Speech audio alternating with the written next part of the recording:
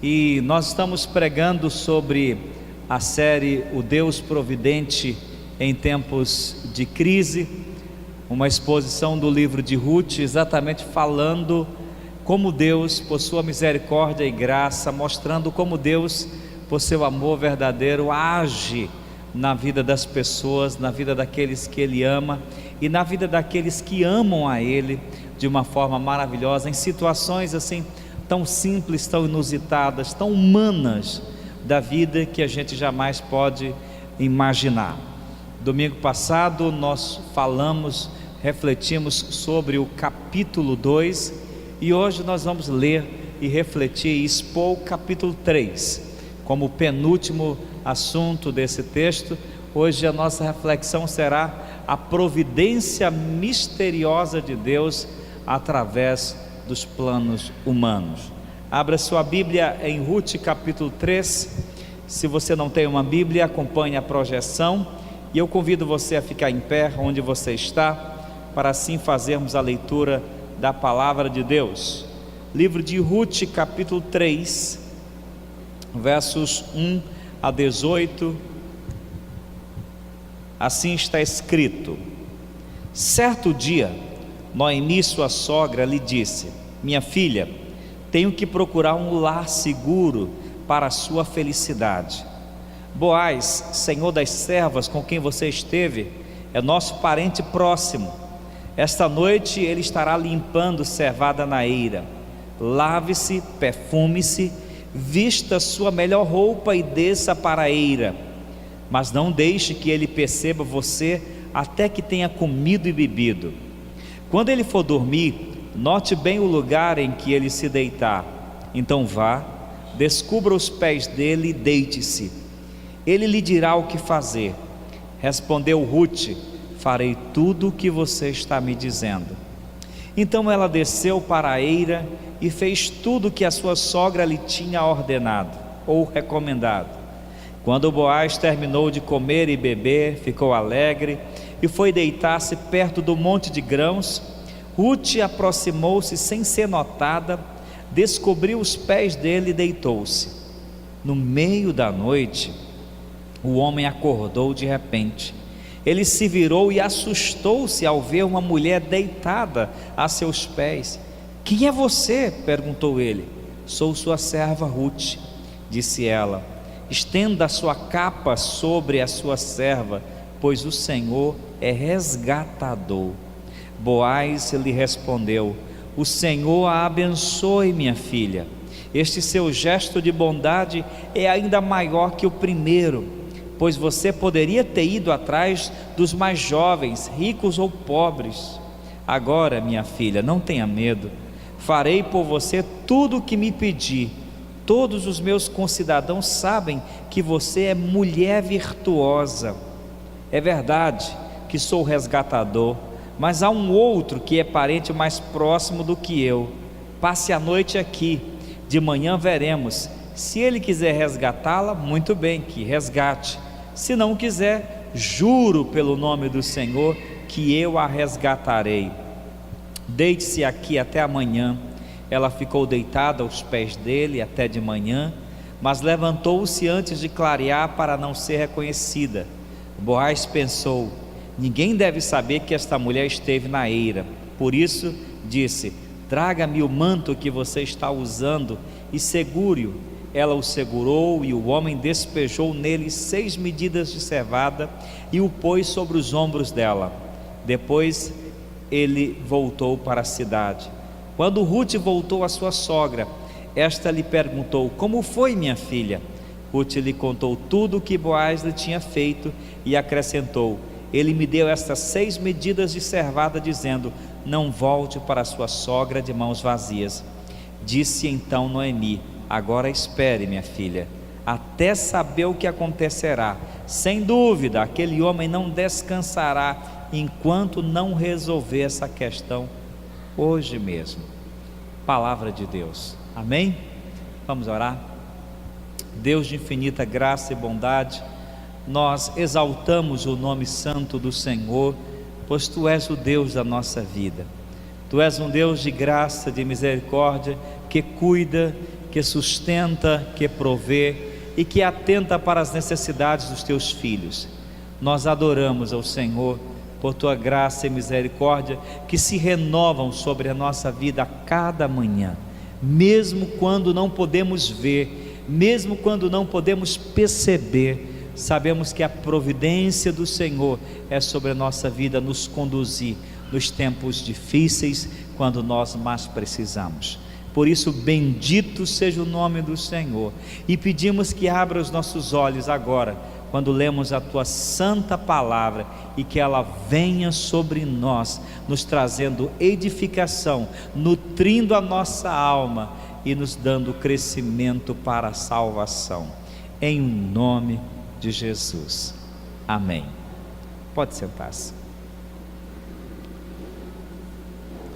Quando a gente lê esse texto, é um texto muito curioso, é um texto muito interessante, que o olhar desatento e carnal pode dizer assim: o que tem esse texto de interessante? Isso só parece uma velha alcoviteira arranjando um casamento para uma mulher qualquer. Um olhar desatento e carnal pode pensar meramente assim, que isso não há nada de espiritual, de nobre ou da ação de Deus num capítulo como esse. Mas a verdade é que não é bem assim. A verdade é que de fato não é assim de maneira nenhuma. Esse capítulo nos mostra a grande verdade, que é como Deus revela a sua providência através dos planos humanos, através das decisões, das escolhas e dos projetos humanos. Nós sabemos que no capítulo 2, no final de 2, que Ruth tinha ido à colheita de cevada e lá foi beneficiada por Boaz, que era da família, do clã de Elimeleque e do clã da Noemi. Agora, no capítulo 3, nós vemos Noemi, logo no primeiro versículo, traçar um plano. Ela diz: minha filha, eu tenho que procurar um lar seguro para a sua felicidade. Começa aqui um projeto de uma mulher sábia, inteligente, de uma mulher espiritual, de uma mulher temente a Deus, embora nesse momento ainda esteja vivendo um período de extrema amargura e tristeza. Mas começa um projeto. A ideia de Noemi é dar à sua nora que havia ficado viúva, um marido. E ela sabia muito bem que Boaz era a pessoa que poderia se tornar esposo da nora e dar uma descendência a ela, dar um lar seguro, uma família segura a ela. Então ela ensina a moça exatamente o que fazer, a seguir um costume antigo em Israel, um costume estranho para a nossa sociedade de hoje. Ela disse: olha, hoje à noite, hoje o Boaz está na eira. A eira era um lugar onde os fazendeiros, os agricultores levavam os grãos, e lá eles pisavam os grãos e separavam os grãos da palha, mais ou menos o que os nossos lavradores fazem em separar o arroz da palha. E ali, depois que eles separavam, eles ficavam o dia inteiro e até a noite inteira guardando os grãos dos animais e também de ladrões. Ela disse: Boaz hoje vai para a eira, vai separar os grãos e prepará-los. Quando ele estiver lá dormindo, depois que ele comer e beber, você, minha filha, tome um banho, vista a melhor roupa, passe um perfume, abandone essa roupa de viuvez, essa cara de pessoa entristecida, e vá até ele. Quando ele estiver dormindo, você chega à noite no escuro, bem devagarzinho, se deita aos pés dele, remove o lençol que está sobre os pés dele e se deita aos pés dele. E aí, depois disso, você vai saber o que ele vai fazer. Então o Boaz estava lá dormindo, depois que comeu, bebeu, quando de repente de madrugada, se mexendo para um lado e para o outro, ele se assombrou ao ver uma moça aos pés dele. Meu Deus, o que é isso? Quem é você? Era escuro, ao relento, ele não via nada. Aí ela diz: eu sou sua serva Ruth, lance sua capa sobre mim. Aquela expressão, lançar sua capa sobre mim, era o mesmo que dizer assim: case comigo, Era um pedido de casamento. Que tal você acordar ao lado de uma pessoa e aí você, quem é você? Case comigo. O Boaz ficou assombrado não só pelo pedido, não só pela presença da moça, mas pelo tamanho da generosidade dela. Se nós julgarmos que o Boaz tinha mais ou menos, segundo a tradição dos judeus, ele tinha mais ou menos 80 anos. E ela deveria ter aí uns entre 25, no máximo 30 anos, se tivesse. Então quando ele olha, o que? Você está pedindo que eu me case com você? Minha filha, esse seu gesto de generosidade é maior do que o primeiro. Ele está fazendo uma referência ao fato dela ter deixado a família dela, os familiares dela lá em Moabe, para poder acompanhar a sogra, e agora estava escolhendo casar com um homem mais velho, muito mais velho. É por isso que ele diz assim: minha filha, esse seu gesto de generosidade é maior do que o primeiro, porque você poderia ter ido procurar os mais jovens, ricos ou pobres, para se casar. Mas a moça sabia o que estava escolhendo, sabia muito bem as consequências de seus atos. Então ele, um homem profundamente cortês, não há nenhuma maldade. A gente olha para uma cena dessa e a gente pensa logo, eita, eles vão fazer coisas erradas, eles vão fazer sexo, eles vão se prostituir. Não tem nada disso nesse texto, não tem nenhuma sugestão desse tipo de coisa. Ele é um homem honrado, ela é uma mulher pura, santa, justa.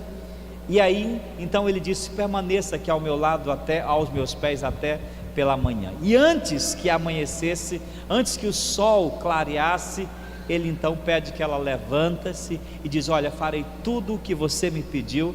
Agora vá antes do sol aparecer, para que as pessoas não pensem coisas erradas a seu respeito, não imagine que você se trata de uma vadia. Deu a ela uma porção de mais ou menos 40 quilos de grãos. Vá, leve para você e para sua sogra comerem. E ela foi para casa feliz da vida, tendo a certeza de que aquele homem iria resgatá-la, iria transformá-la em sua esposa e construiriam uma família. Então ela volta para casa, encontra Noemi, e as últimas palavras de Noemi são mais intrigantes ainda. Quando ela conta o que aconteceu, o que Boaz disse a ela, quando ela disse: olha, case comigo porque você é meu resgatador. Ele disse: sim, eu sou o seu resgatador, mas tem um outro mais próximo do que eu. Na verdade, Boaz era sobrinho de Elimeleque, mas tinha um irmão de Elimeleque ali na cidade de Belém. Portanto, quem tinha o dever legal de assumir a família do falecido era o irmão. O sobrinho era um segundo na linha sucessória, ou na linha de assumir esse encargo. Os judeus tinham a chamada lei do levirato. O que era essa lei? Se um homem morresse sem ter filhos, o que aconteceria? O irmão dele, os parentes deles mais próximos, tinham o dever de casar com a viúva e dar ao falecido descendentes. Se ele porventura tivesse se endividado, tivesse vendido os bens, o parente resgatador ia resgatar todos esses bens, para poder não fazer com que a memória daquela pessoa e daquela família desaparecesse. A lei do levirato era uma lei que fazia muita justiça às pessoas e não permitia que nenhum clã desaparecesse da história de Israel. E assim é o que ela faz. Quando ela chega em casa e diz a Noemi o que aconteceu, Noemi disse assim: agora espere, minha filha, espere o que vai acontecer, porque aquele homem, ele não vai dormir hoje antes de tomar as providências cabíveis. Isto é, ele iria conversar com o primeiro da linha que deveria assumir a família, iria saber se ele assumiria a família, se caso não assumisse, ele casaria. Mas isso é só uma história para o próximo capítulo, para as cenas do próximo capítulo, que será no próximo domingo, tá bom? Agora, o que eu quero chamar a sua atenção nessa noite é que quando a gente lê essa história, a gente consegue perceber uma coisa que está muito clara: Deus está desenvolvendo um plano, Deus está agindo providencialmente na vida dessa família.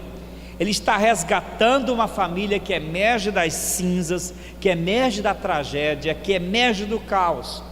E não só essa família, mas também o seu povo. Ele está providenciando através desse casamento arranjado aqui, uma descendência para Davi, o grande rei de Israel, e principalmente, Deus está desenrolando um plano para a descendência de seu próprio filho, porque esse pessoal que está aqui serão os ancestrais de Jesus. O que eu quero chamar a sua atenção é o fato de que nos planos simples de pessoas simples, mas que têm fé e que confiam em Deus, Deus age. Às vezes nós imaginamos que a providência de Deus, que o agir de Deus prescinde da gente, ou seja, dispensa o nosso modo de agir. Às vezes nós temos a sensação, ou a ideia, a crença de que, olha, quando Deus vai fazer as coisas, Ele quer que a gente saia do meio, Ele quer que a gente se afaste, porque Ele faz e dispensa completamente a gente. Mas a grande verdade é que nem sempre é assim.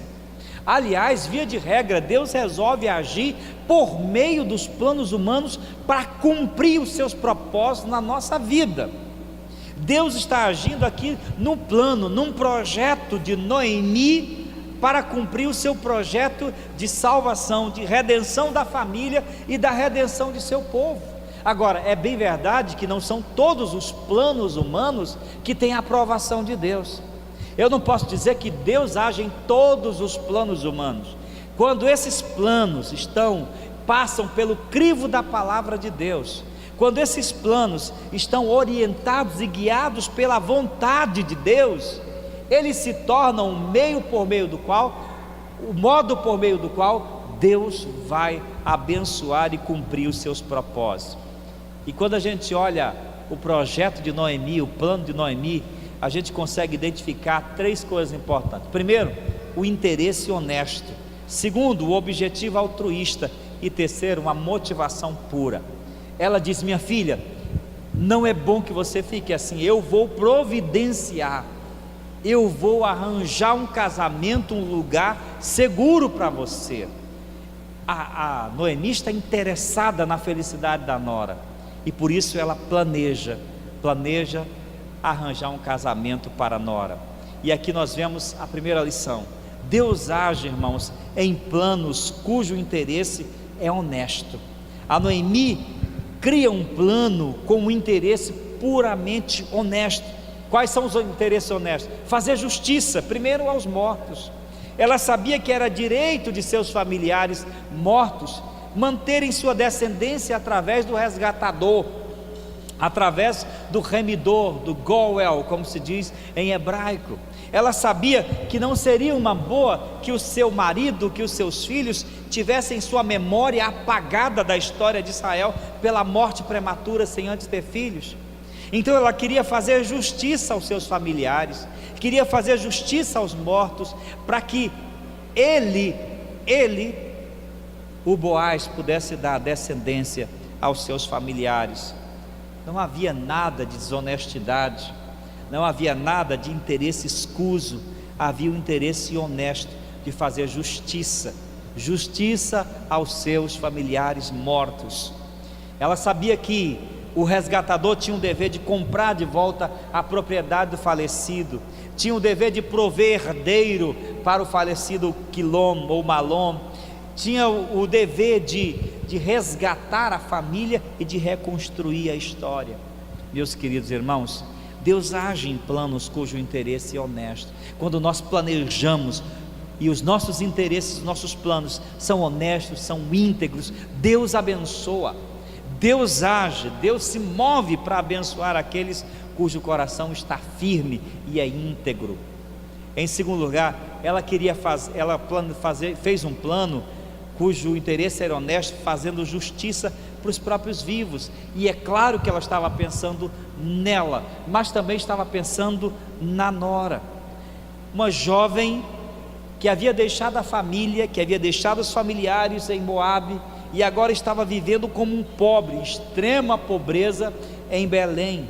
Ela disse: eu quero arranjar uma família para a sua felicidade, eu quero arranjar uma família, um lar seguro para a sua felicidade. Porque na verdade, queridos irmãos, esse é o propósito de uma família. É esse o propósito do casamento, é esse o propósito de um lar cristão, é trazer verdadeira felicidade para as pessoas, é trazer alegria ao coração. Há casamentos e há famílias que na verdade mais se parece um lugar, um campo de concentração, um lugar de tristeza, de amarguras. Há casamentos que trazem mais tristeza, mais sofrimento para as pessoas do que felicidade. Mas não é o casamento que está errado, não é a ideia do casamento que é uma ideia errada, na verdade são pessoas erradas. Eu costumo dizer que o problema não é o casamento, não é o casamento que é ruim, o problema é que pessoas ruins se casam. Esse é o problema. Pessoas ruins se casam, pessoas amarguradas se casam, pessoas egoístas se casam, e do jeito que elas são, elas vão estragar o casamento. Não é o que Deus criou, é o modo como nós lidamos. Noemi está pensando na felicidade de sua nora. Nós vamos arranjar um casamento para a sua felicidade. Ela já era velha, cansada, imaginou que dentro em breve morreria e não queria deixar aquela moça abandonada. Por isso ela tinha um interesse honesto de ajudar, de cuidar da nora. Isso nos faz pensar na segunda lição: Deus age em planos cujo objetivo é altruísta. Você sabia que o direito de casar com o Boaz não era da Ruth? O direito de casar com o Boaz era da Noemi, e eles eram mais ou menos a mesma idade. A Noemi devia ter mais ou menos entre 70 anos ou mais, e o Boaz tinha uns 80, já era um senhor de idade, daria certinho. Mas ela imaginou: para mim, eu não quero mais isso na minha vida, essa jovem tem a vida inteira pela frente. Então ela pensa na felicidade da nora e abdica de um direito que é dela, e incentiva o casamento da nora com um familiar para cuidar dela. Isso é altruísmo, isso é pensar no outro acima de si mesmo. Noemi, aliás, tem um caráter marcado pelo altruísmo. Ela não é aquela pessoa egoísta que só pensa em si. Quando as moças saíram de Moabe, ela insistiu que elas voltassem, porque ela não tinha nada o que oferecer. Isso é muito bonito dela, porque ela não queria que as moças a acompanhassem, porque ela sabia que não poderia dar mais filhos a elas, esposos a elas. Ela está pensando no bem-estar do outro. E agora que mais uma vez ela abdica de um direito de casar, de constituir família, para poder desejar a felicidade da nora. Irmãos e irmãs, prestem muita atenção no que eu vou dizer a vocês. Nós vivemos uma época em que nós, como humanidade, como sociedade, até como igreja, somos muito egoístas. Nós pensamos muito em nós, em nossos projetos, em nossos desejos, em nossos sonhos, em nosso próprio bem-estar. E muitas vezes nós pensamos para esbanjar, como diz Tiago, em nossos próprios desejos, em nossa própria vontade, e Deus não abençoa projetos em que nós só pensamos em nós.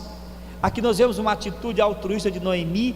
Ela estava ansiosa para que a sua própria nora adquirisse a felicidade que ela não tinha conquistado, porque agora estava vivendo a viuvez.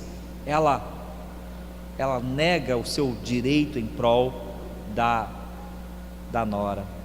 Queridos irmãos, isso é o cerne da vida cristã, é pensarmos que os nossos planos têm que estar centrados em Deus e no bem-estar dos outros.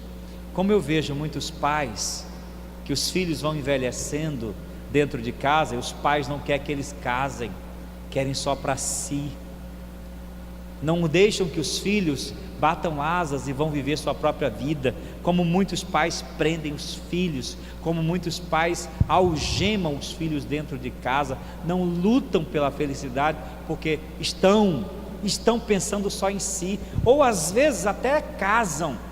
Um dos maiores problemas de casamento atual, sabe qual é? É que o indivíduo casa, mas ele não corta o cordão umbilical emocional que ele tem com a família. Às vezes ele valoriza a própria mãe mais do que a esposa, valoriza os irmãos mais do que a esposa, valoriza os familiares e até amigos mais do que a esposa. Até mães que muitas vezes, sogras que ficam competindo com a nora, quando percebe que o marido passou um dia com a esposa, quer que ele passe outro dia com ela, vive competindo a atenção do filho com a nora.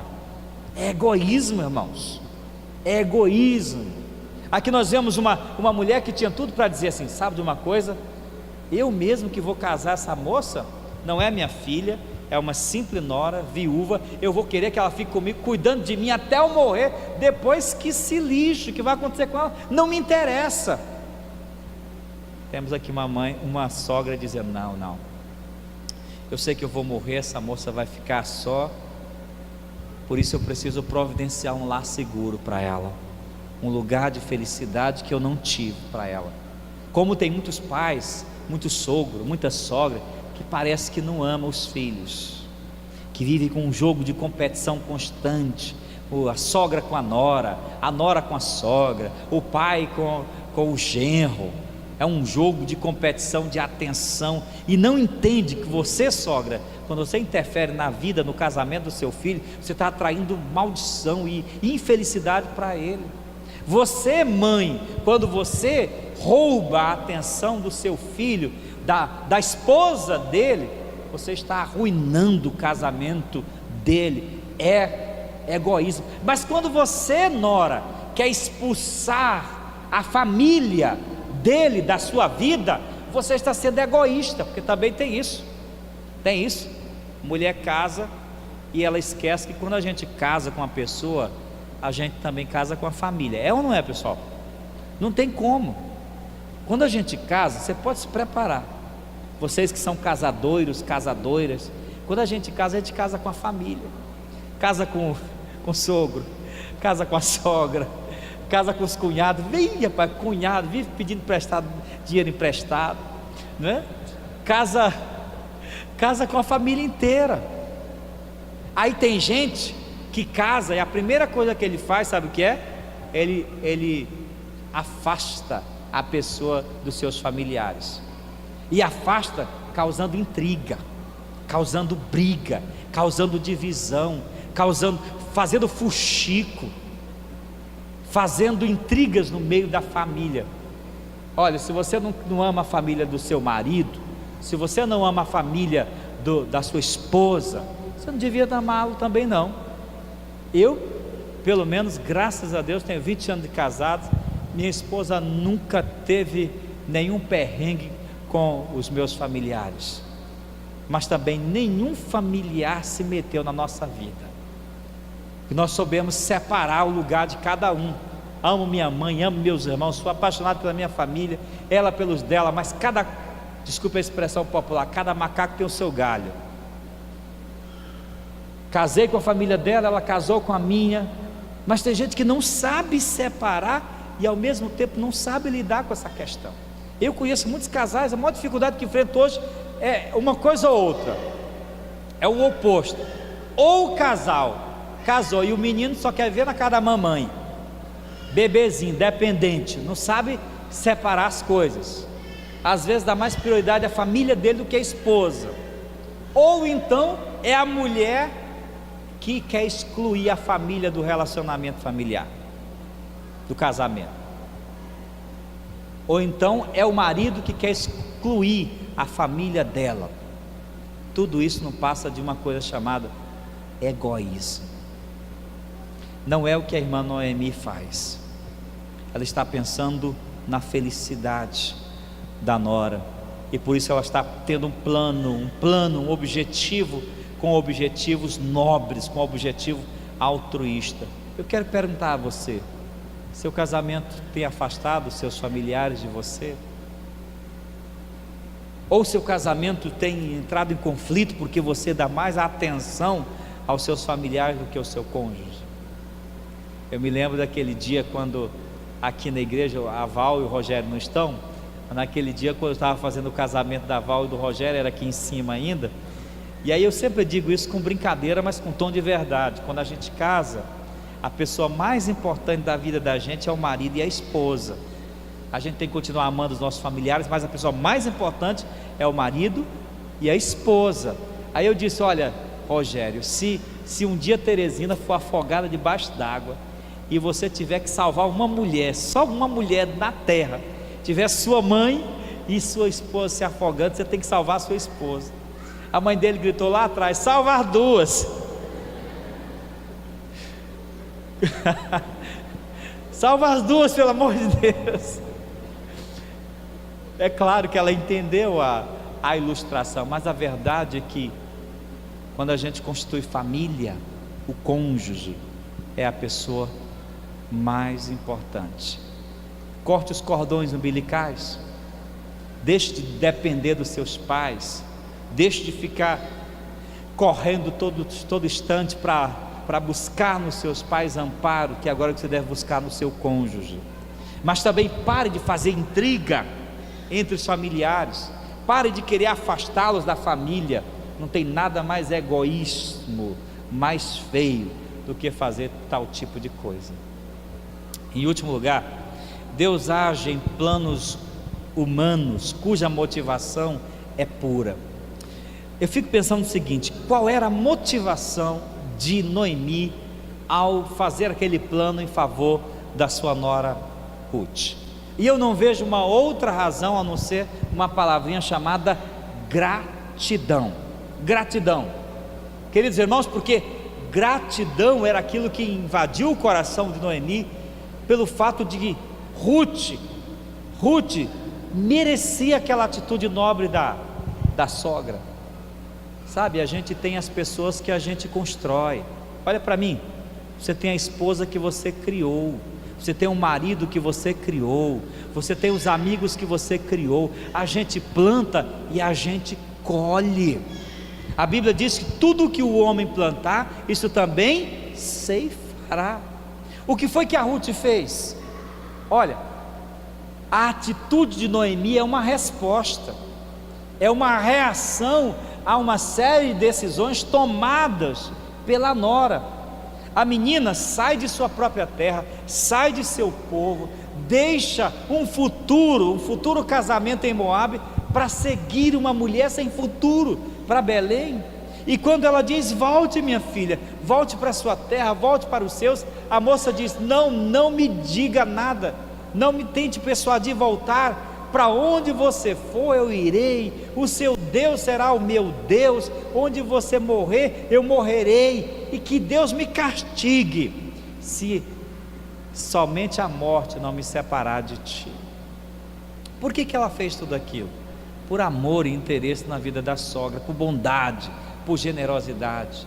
Mais na frente aqui nesse texto, quando ela vai procurar um velho, Boaz era um velho, um senhor de idade, um senil, que poderia lhe oferecer poucos prazeres humanos pelo resto da vida. Ela vai procurar um senhor senil, ao invés de procurar um jovem como ela, cheio de beleza estética, mas procura um homem, um senil, para se tornar marido dela. Para quê?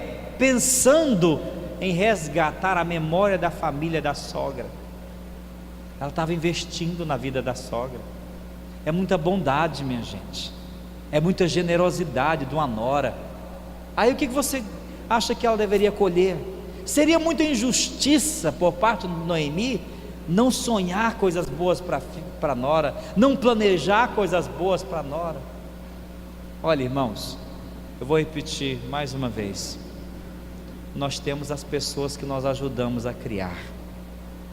Você que é filho reclama dos seus pais, você tem os pais que você formou, você tem os pais que você merece. Eu reclamo muito da minha esposa, ela é isso, aquilo outro.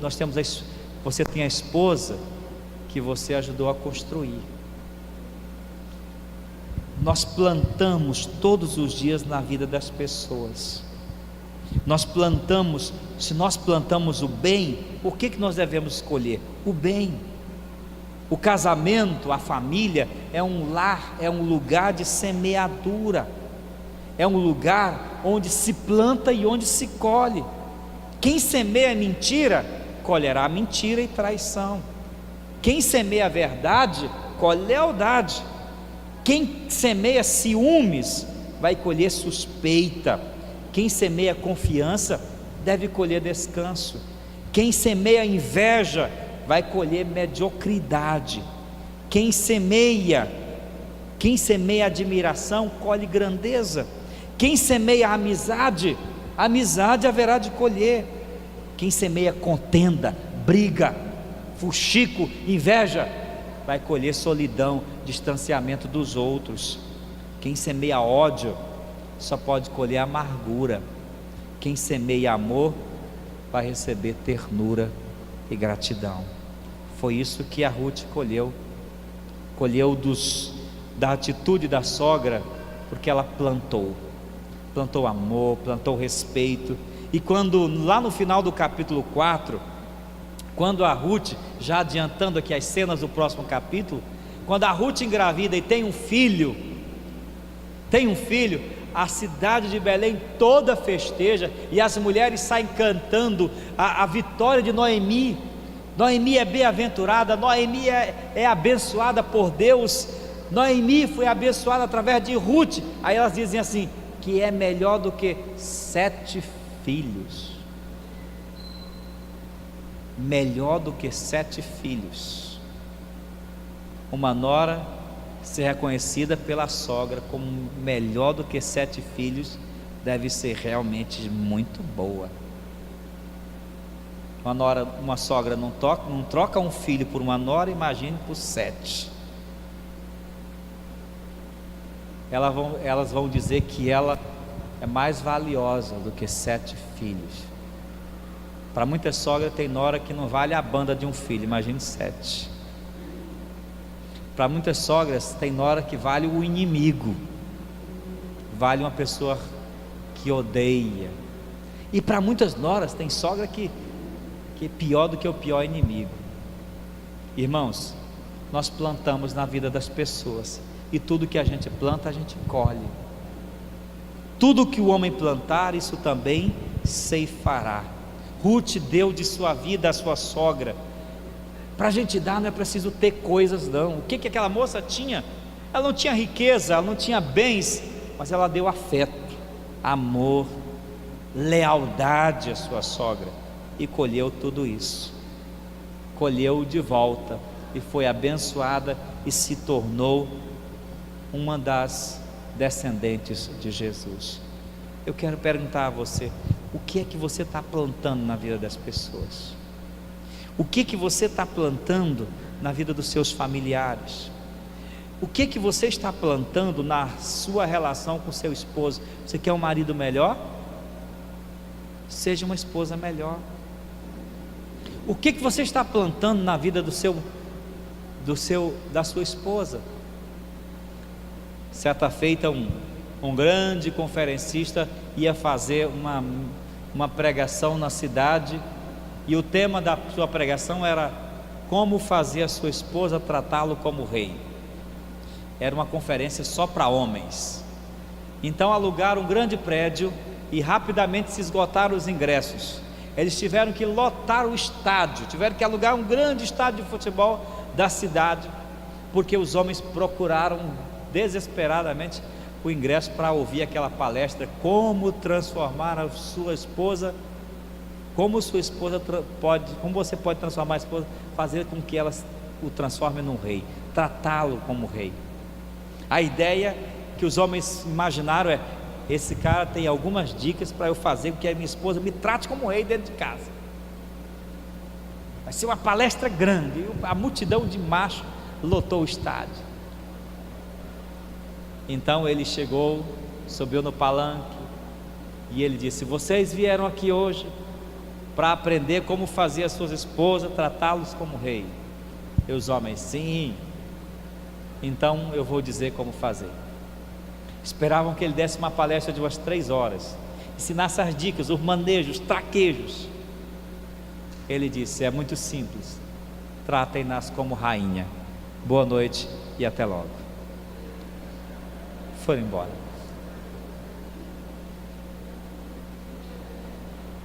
Você quer que a sua nora lhe trate como uma mãe? Trate ela como filha. Você quer que a sua sogra lhe trate como uma filha? Trate ela como uma mãe. Você quer que sua esposa lhe trate como um rei? Trate ela como rainha. Você quer que seu pai trate você com amor e brandura? Trate ele também. Tudo que o homem plantar, isso também ceifará. Você quer que seu professor lhe trate com respeito? Faça o mesmo. Você quer que seu patrão lhe trate com respeito? Faça o mesmo. Tudo que o homem plantar, isso também ceifará. Amém, irmãos? Eu quero encerrar compartilhando 4 lições para a nossa vida hoje à noite. A primeira: Deus age providencialmente por meio dos planos humanos, fundamentados na verdade. Foi isso que nós vimos hoje à noite. Segundo, confiar em Deus não significa impassividade diante das circunstâncias da vida. Deus quer que você vá à luta. Deus estava agindo através da atitude de Noemi. O fato de Deus agir por você e providenciar não exime você de tomar as atitudes. Procure estar atento ao agir de Deus. Ele está agindo. Invista na vida das pessoas. Invista na vida das pessoas, porque mesmo quando elas não souberem recompensar, o teu Pai que vem em secreto te recompensará. Mateus 6:4. Submeta todos os seus planos. Submeta todos os seus planos à vontade de Deus. Examine-os. Se ele tem interesse honesto, objetivo altruísta e motivação pura. Pense: tudo que o homem plantar, isso também ceifará. Vamos orar? Eu quero pedir que você curve sua cabeça agora e se pergunte: o que eu estou plantando na vida das pessoas? O que eu estou plantando na vida da minha família? O que eu estou plantando na vida do meu esposo? O que eu estou plantando na vida da minha esposa? O que eu estou plantando na vida dos meus irmãos, do meu patrão? O que eu estou plantando na minha relação com Deus? Será que eu estou plantando amor? Será que eu estou plantando lealdade? Será que eu estou plantando carinho? Será que eu estou plantando justiça e integridade? Tudo que o homem plantar, isso também ceifará. Senhor, nós adoramos o Senhor, porque o Senhor é aquele que nos ensina e que trata conosco de uma forma direta e pessoal. Nós pedimos, ó Deus, que a Tua palavra agora lida, explicada, traga vida e vida com abundância ao nosso coração. Nos transforme a cada dia, nos faça a cada dia filhos, a viver os Teus planos, a andar na Tua vontade, Senhor.